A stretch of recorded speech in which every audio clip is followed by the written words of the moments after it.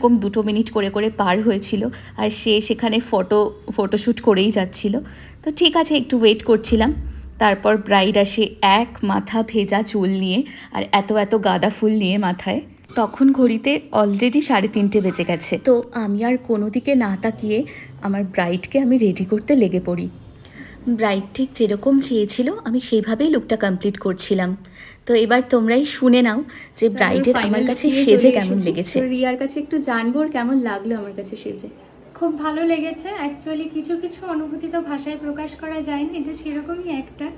আমি তো তোমায় প্রায় 1 বছর আগে বুকিং করেছিলাম। হ্যাঁ, তো মানে অনেক, আমি বেসিক্যালি মেকআপের ব্যাপারে ভীষণ খুঁতখুঁতে।